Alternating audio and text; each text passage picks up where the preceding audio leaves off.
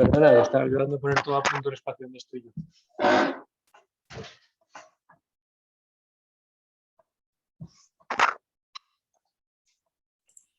Buenas tardes, Eduardo. Ya estamos en vivo y en directo. Sí. Hola, hola. Muy buena tarde.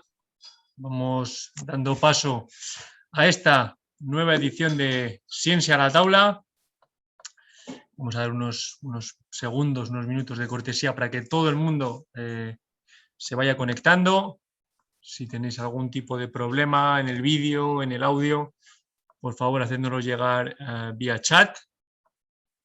Y si os parece, en unos minutos daremos comienzo a esta nueva edición, la séptima ya, de Ciencia a la Taula, donde tenemos el placer de escuchar hoy a profesor del grado de CAFE, Manuel Terraza, que viene a hablarnos sobre el título Potenciación postactivación, de la teoría a la práctica. Así que, si os parece, vamos a dejar 2 minutitos más para que todo el mundo se vaya uniendo, vayáis confirmando que todo se escucha bien y daremos comienzo, sin más dilación. Esperamos que estéis todos bien en estos momentos de incertidumbre. Un saludo a la gente de México, a la gente de Terras de l'Ebre, de Barcelona y a todos los que conectáis desde aquí, desde Girona o Salt. Estamos viendo que se sigue uniendo gente a esta nueva edición, la séptima ya, recordamos, ya van 7 de Ciencia a la Taula, el lugar donde intentamos acercar de una manera más distendida y amena la ciencia y la investigación al alumnado y al profesorado de todas las facultades, todas las universidades de USES, no solo aquí en Cataluña, sino también en México, Ciudad de México y Guadalajara.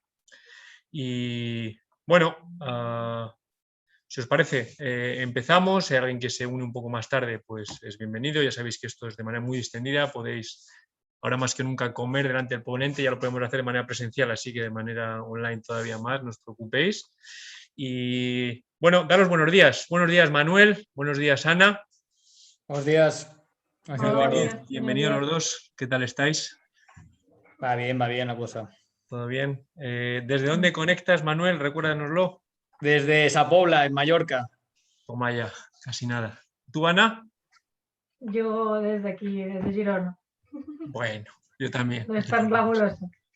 Vale, pues oye, espero que estéis todos bien, vosotros dos incluidos. Si quieres te dejo paso, Ana, si quieres presentar al ponente o decir alguna cosa más sobre Ciencia a la Taula. El micrófono es tuyo. Gracias, Eduardo. Bien, primero darte las gracias, Manuel, por aceptar nuestra invitación de presentar en Ciencia a la Taula. Y a todos los invitados también, todos los espectadores que habéis asistido. Muchas gracias. Bueno, muchos ya lo conocéis. Os presento al doctor Manuel Terraza, que es profesor de USESAL. Concretamente da las asignaturas de Teoría del Entrenamiento 2 y 3.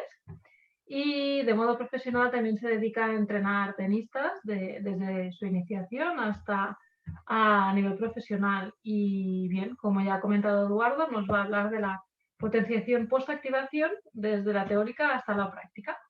O sea que muchas gracias a todos por estar aquí y espero que disfrutéis mucho con la presentación. Manuel, cuando quieras. Gracias. Gracias, Manuel. Buenas tardes o buenos días para los de México. Primero dar las gracias a Ana, Eduardo y a Adrià por realizar esta actividad, esta Ciencia a la Taula, e intentaré pues aproximar esta parte más teórica a una parte más práctica del tema de la potenciación posactivación. Comenzar con el concepto que es la potenciación posactivación, o en inglés la post-activation potentiation, que lo encontraré así en la literatura inglesa, pues sería un aumento del rendimiento, aumento agudo, ¿sí? Aumento agudo, no estamos hablando de a largo plazo, estamos hablando de un aumento agudo, es decir, a corto plazo, y es debido a una actividad contráctil. En la literatura inglesa lo encontraréis como conditioning activity. Pues esta actividad contráctil lo que puede provocar es o una potenciación o una fatiga, y dependiendo del protocolo que se ha realizado, pues va a dominar más la fatiga o va a dominar más la potenciación. desde el punto de vista del rendimiento, del entrenamiento, lo que buscaremos es intentar realizar este protocolo, es decir, esta actividad contráctil para llegar a esta potenciación, es decir, a este aumento del rendimiento. ¿Qué son los mecanismos que puede producir esto? ¿Sí? O sea, las causas. Pues a partir de esta actividad contráctil tenemos este aumento del rendimiento. ¿Y de qué es causado este aumento del rendimiento? Pues hay tres teorías. Una sería una interacción de la actina-miosina más sensible al calcio, que estaríamos aquí en este factor periférico, el factor, digamos, que involucra lo que es la contracción muscular. Otra, digamos, otro mecanismo a nivel teórico sería un mayor reclutamiento de unidades motoras, y también se ha hablado, pero en menor medida, de que podría haber también, debido a esta actividad contráctil, de que hubiese un cambio en los ángulos de penetración que haría más eficaz este movimiento. Aún así, de estas tres teorías que sean de los mecanismos de la potenciación posactivación, el que se le da más importancia, o el que podríamos decir que más probablemente más influye en este aumento del rendimiento, es el primero, sería la interacción de la actina y miosina, que es más sensible al calcio. También recientemente cabe destacar que se ha introducido el concepto de Post-Activation Performance Enhancement, que sería también un aumento de este rendimiento, pero no por los mecanismos que se dan en la potenciación post-activación. Son, digamos, otros mecanismos como puede ser aspectos psicológicos, aspectos de temperatura, etc. En la potenciación post-activación, el tiempo, digamos, la duración de esta potenciación es algo menor que en lo que sería el Post-Activation Performance Enhancement. Como he comentado, los mecanismos de esta potenciación post-activación normalmente es por la mayor sensibilidad del calcio en las fuentes de actina y miosina. Y en cambio, en el Post-Activation Performance Enhancement, pues aquí habría más mecanismos. La temperatura muscular, la activación y motivación psicológica, etc. Como he comentado, para tener esta potenciación se ha de realizar una actividad contráctil, y normalmente normalmente se ha utilizado ejercicios pesados de alta intensidad, ejercicios pesados, cargas cercanas al máximo, puede ser del 80% para arriba, 80, 85, 90, 95%, para potenciar ciertos movimientos algo más rápidos, ¿sí? Algo más explosivos, normalmente donde involucre un ciclo de estiramiento-acortamiento. Es decir, podemos potenciar un salto vertical con una sentadilla, ¿sí? Realizamos, por ejemplo, una sentadilla a una intensidad alta, al 90%, ¿sí? Revisión para potenciar este salto vertical, ¿vale? Como puede ser un counter movement jump. ¿En qué movimiento se ha visto potenciado, ¿sí? De un protocolo para aumentar este rendimiento, ¿en qué momento se ha visto potenciado? Pues se ha visto potenciado en sprint, en salto vertical, en lanzamientos, ¿sí? En lanzamiento de peso se ha visto también potenciado, y en movimientos balísticos de tren superior, movimientos de empuje se ha visto. Cabe destacar que el effect size, el tamaño del efecto, ¿sí? Es bajo o moderado, es decir, el porcentaje que podemos detener de mejora no va a ser de un 10, un 15, un 20% de mejora gracias a estos protocolos de potenciación, sino que puede ir del 1, 2, 3, 4 hasta el 6, 7%, ¿de acuerdo?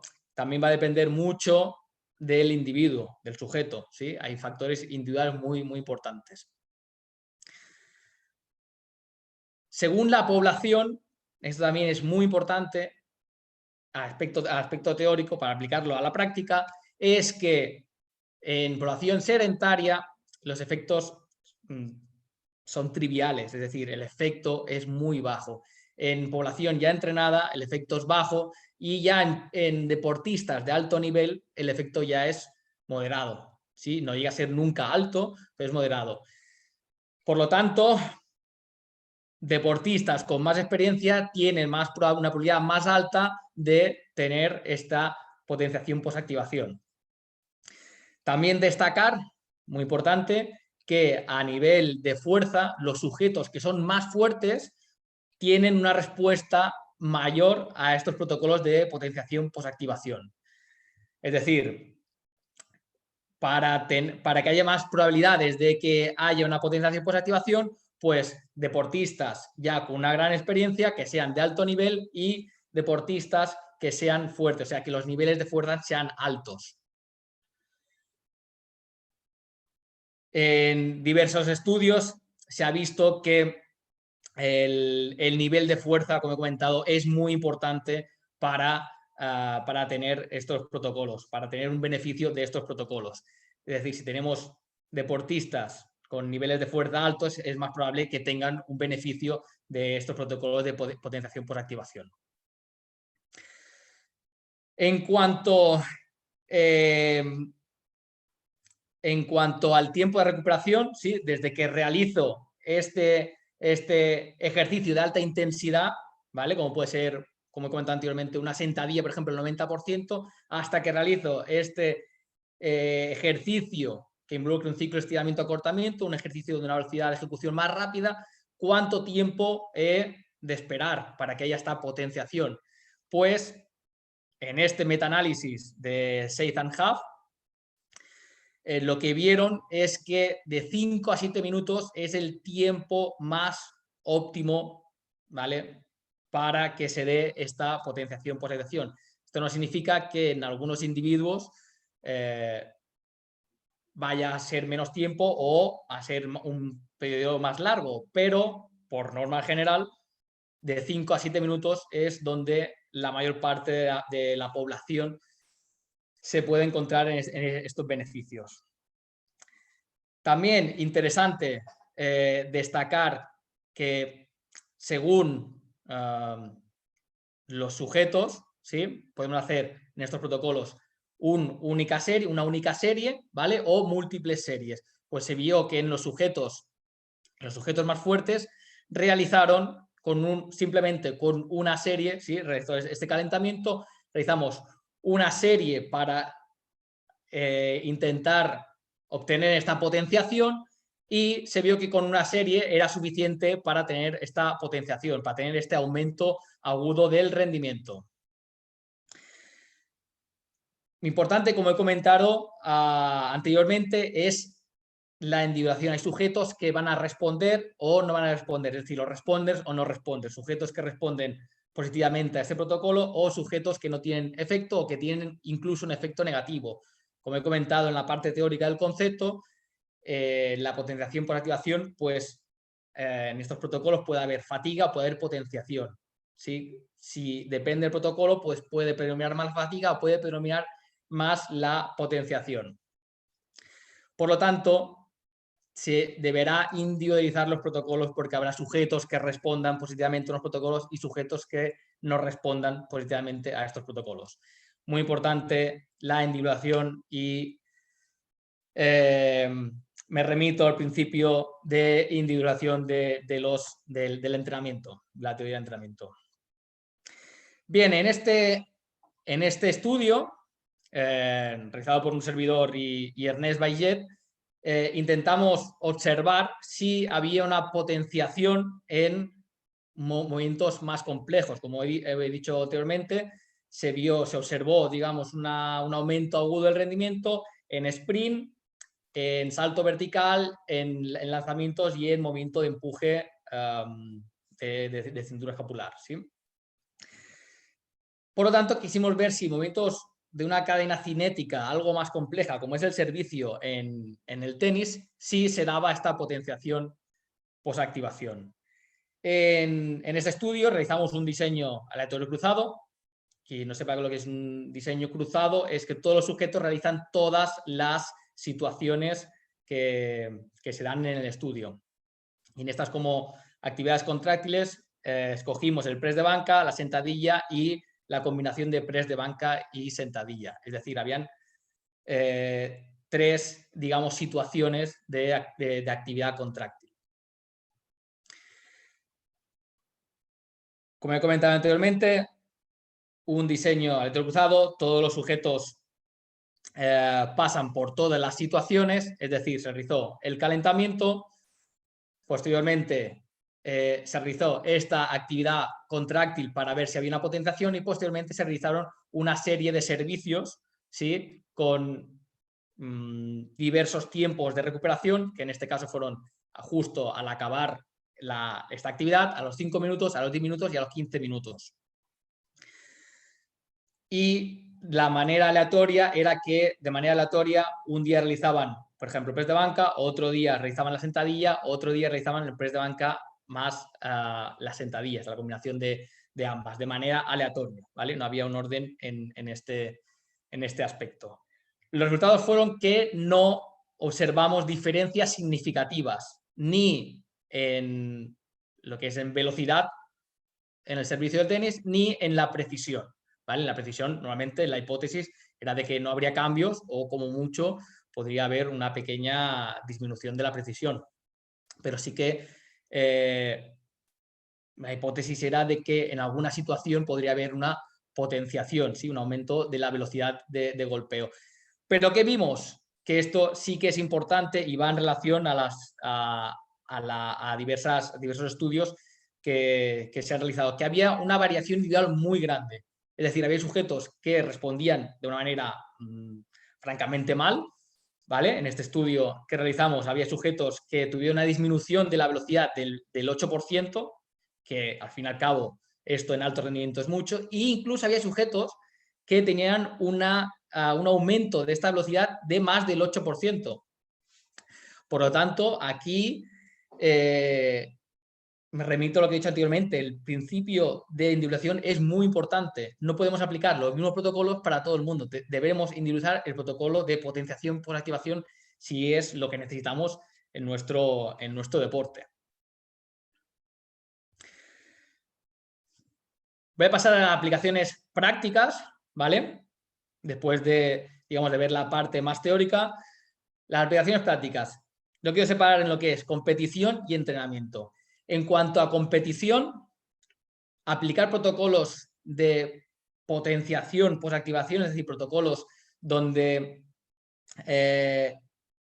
después de este calentamiento realice alguna actividad contráctil, que es una actividad de alta intensidad con cargas cercanas al máximo, es decir, más del 80% del, por ejemplo, 80, 85, 90%, 95%, ¿sería útil esto realizarlo antes de competición?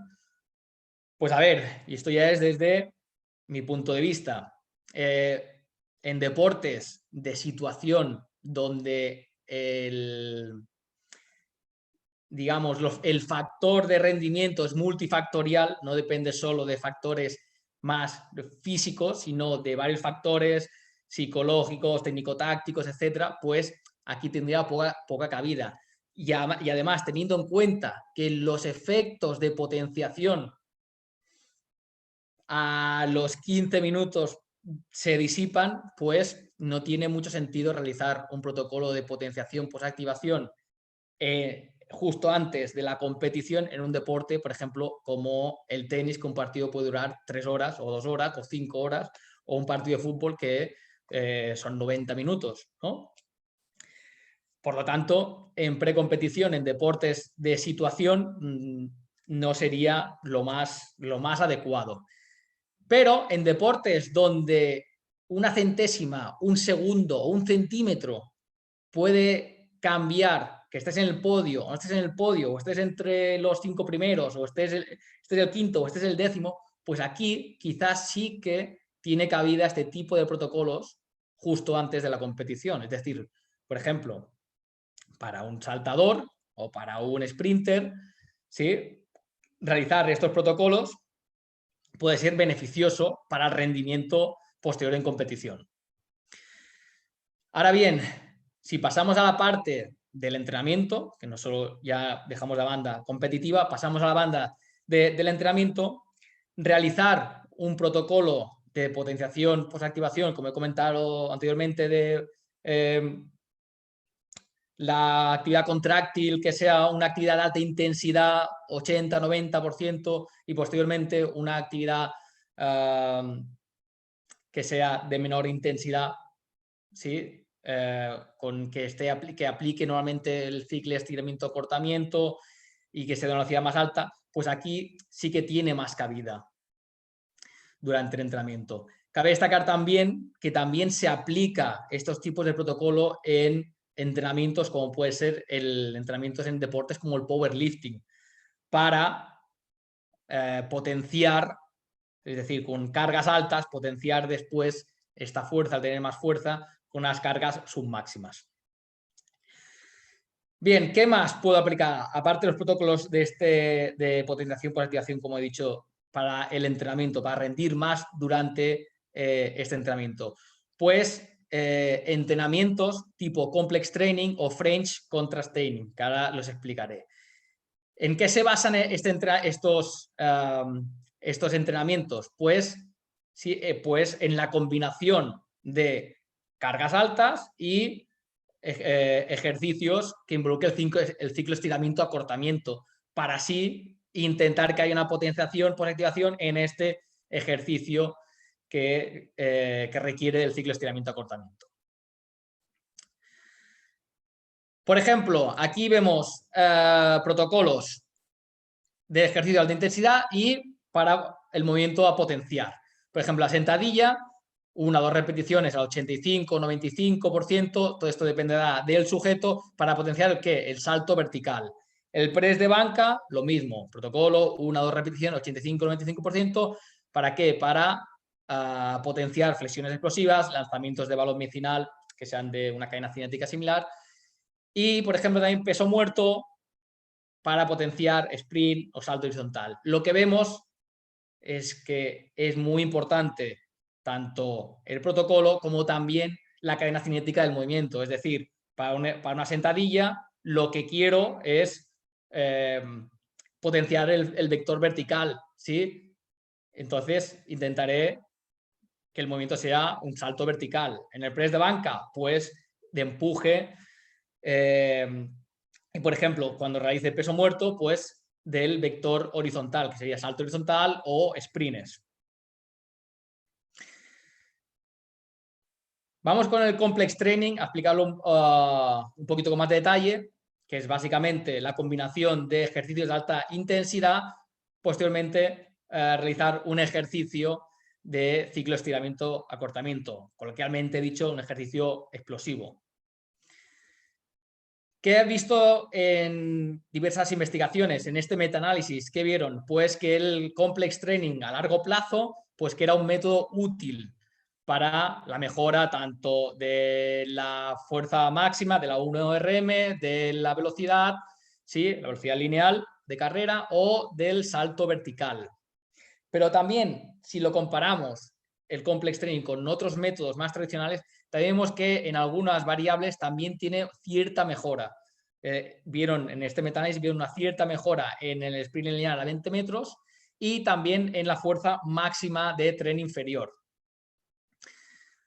Por lo tanto, la combinación de cargas altas con ejercicios de ciclo estiramiento-acortamiento, pues sería conveniente no solo porque a largo plazo o a medio largo plazo se mejoraría más, sino también por el tema de eficiencia en el entrenamiento, ¿sí? En vez de realizar, digamos, periodos donde solo realice fuerza máxima o más cercano, digamos, fuerza máxima más cercano a la 1RM y posteriormente más, digamos, periodos donde se trabaje más el ciclo estiramiento-acortamiento, pues la combinación de ambas, aparte de dar mejores resultados, también es más eficiente a la hora de entrenar, es decir, es más óptimo, ¿vale? Optimizamos el tiempo.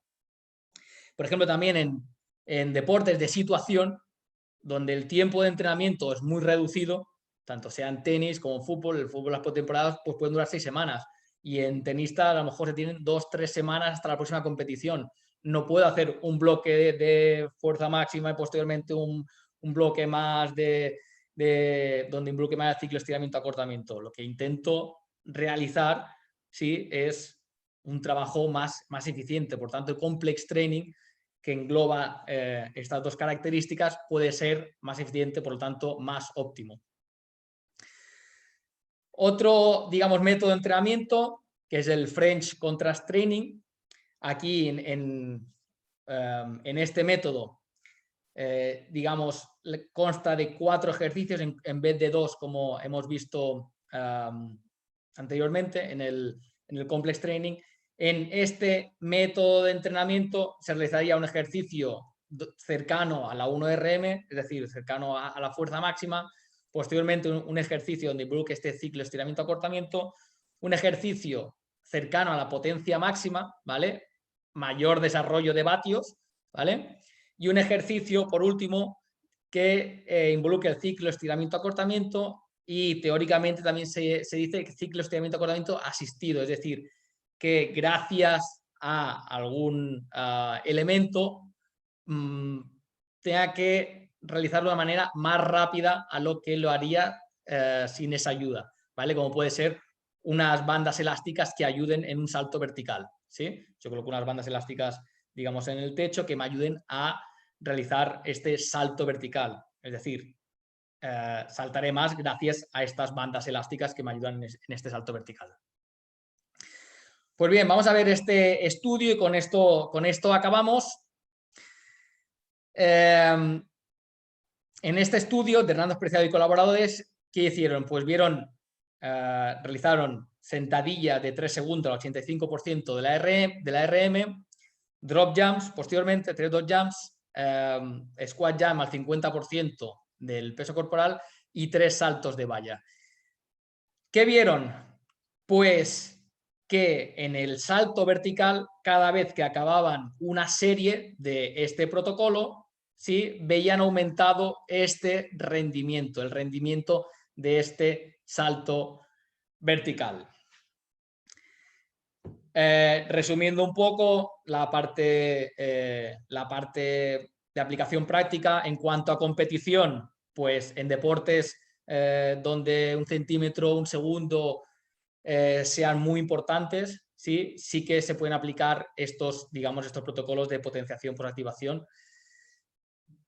Posteriormente, en la parte de entrenamiento, aquí sí que tenemos mucho más, un abanico mucho más grande y sería conveniente aplicar, digamos, protocolos para esta potenciación o ya métodos de entrenamiento que lo que buscan es este efecto de potenciación por activación, como es el Complex Training y el French Contrast Training. No solo por el tema de esta potenciación, sino también por el tema de optimización del entrenamiento.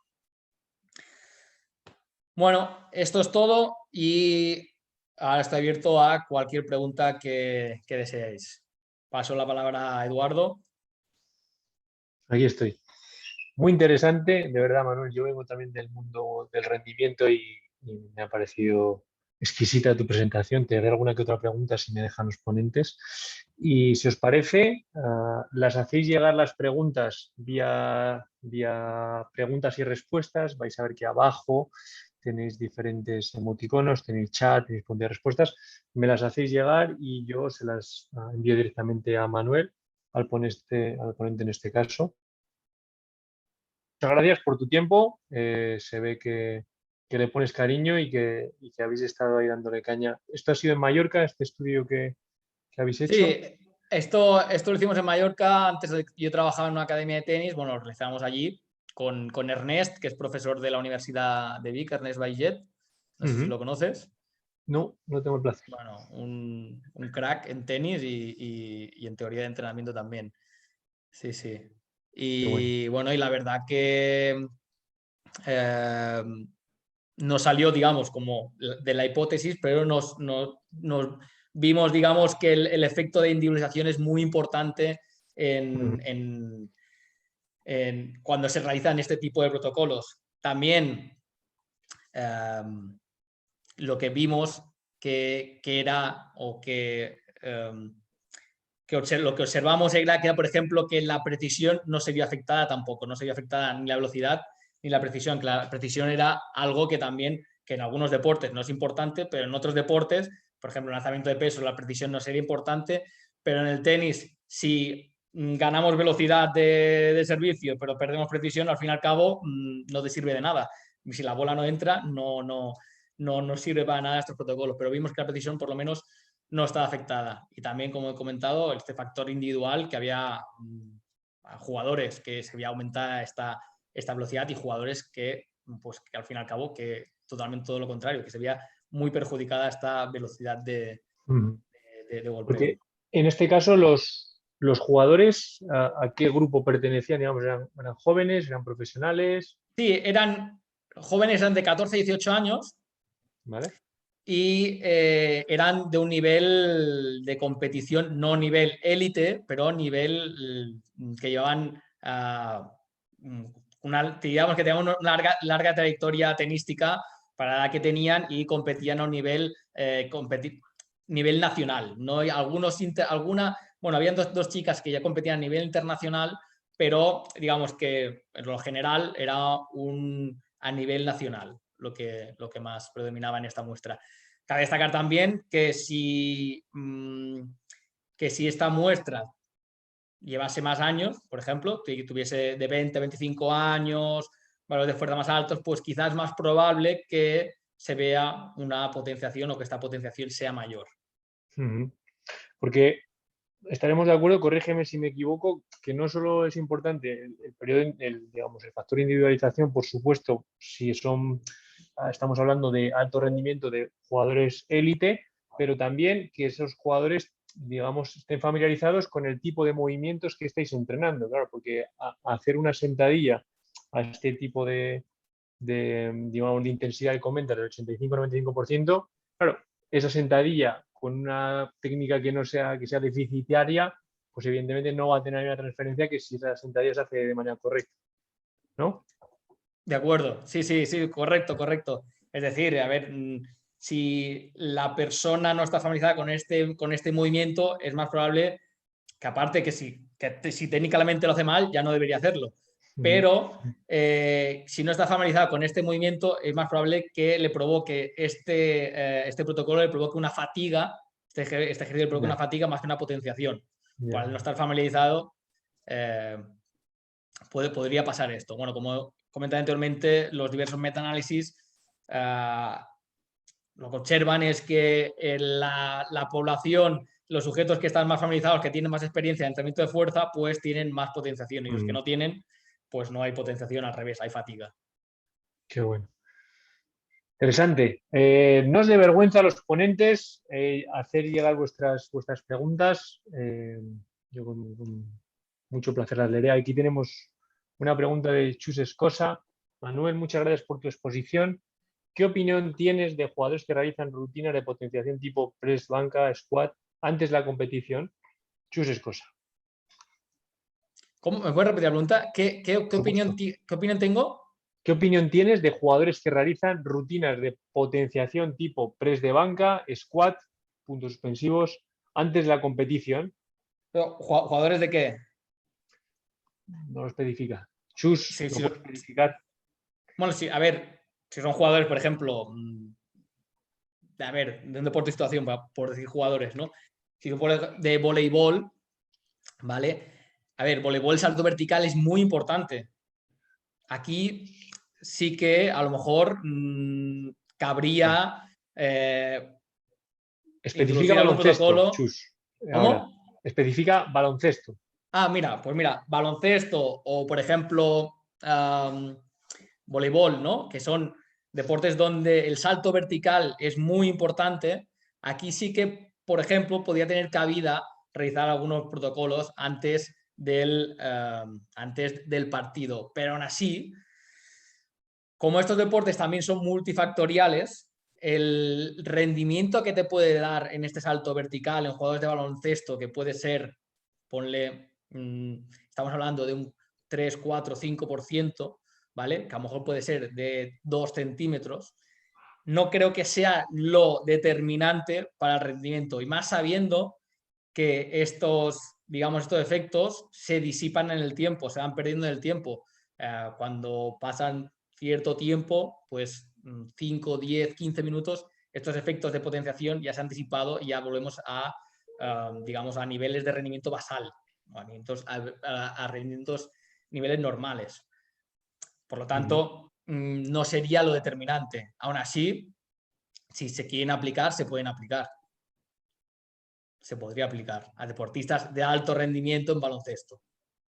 No para deportistas, no para jugadores de baloncesto de nivel medio o principiantes, no, yo no lo vería para este tipo de población, pero sí para deportistas, para jugadores de baloncesto de alto rendimiento puede tener cabida. También, según qué jugadores, etcétera, se debería ver qué jugadores responden o no responden positivamente a estos protocolos. Y me estoy imaginando en este caso al entrenador, si pierde el equipo o ese jugador tiene mal rendimiento, seguramente le echen la culpa al que ha inventado Claro, es que eso. si realizas este protocolo justo antes del partido, ponle 3 minutos antes del partido, pero el entrenador quiere dar una charla, al fin y al cabo, como el rendimiento en el baloncesto no es quien salta más, y intervienen muchos más factores, quizá no es lo más conveniente, lo más adecuado realizar estos protocolos antes del partido. Pero en entrenamiento, claro que sí. En entrenamiento sí. Y en esta dirección, por ejemplo, en un sprinter de 100 metros lisos, ¿se ve a día de hoy gente haciendo, por ejemplo, un peso muerto unos minutos antes de la carrera? Realizar no, por lo menos que yo haya visto. No es que haya visto, no, pero no he visto que realicen este tipo de protocolos. También realizan otros protocolos, ¿sí? Puede ser saltos a una pierna, ¿sí? Primeros de triple que se llama, ¿no? Que son saltos a una pierna, etcétera. Eso sí, que también, a ver, también son ejercicios que te va a ayudar, no quizá a través de la potenciación por activación, pero sí que va a aumentar ese rendimiento por el aumento de la temperatura muscular, por el aumento de la motivación, de la activación también psicológica, etcétera. También hay dos mecanismos para aumentar ese rendimiento. Qué bueno.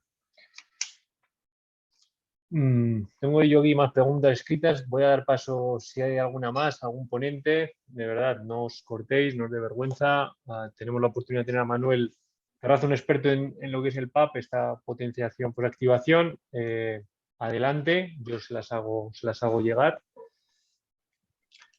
Pero si no, yo voy a coger el turno de palabra, Manuel, si no te importa. ¿Qué diferencia habría entre, claro, os hablo entre 85 y 95%? ¿Habría una diferencia real entre levantar cargas al 85% de un RM y al 95%? ¿Habría diferencias reales? En cuanto a potenciación, como he comentado, se debería individualizar a cada sujeto cuál es el que le va mejor. Pero cuanto más cerca de la RM estés, es más probable que sea más fatigante. Posiblemente también hay más potenciación, pero la fatiga también, también intervendrá. Entonces, cuanto más cerca estés, es más posible a lo mejor de que predomine esa fatiga, sobre todo para sujetos que no tienen tanta experiencia. Cuanto más cerca estés de la RM, más fatiga le va a dar.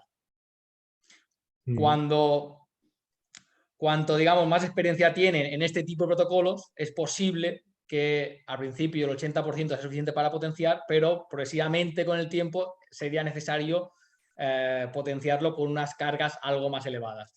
Si me pienso que, desde mi punto de vista, la mínima carga que te dé esta potenciación.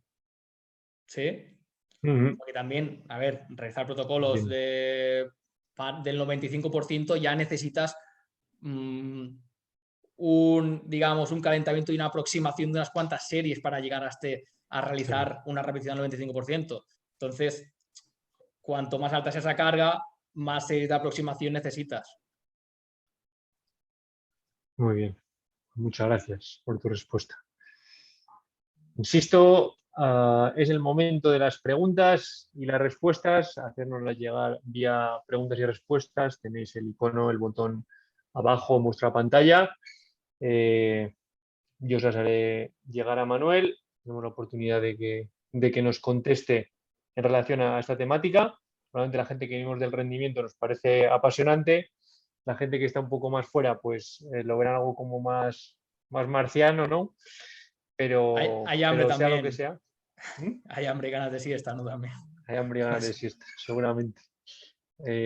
Y si no, pues lo dejaríamos aquí, si no hay ninguna pregunta más.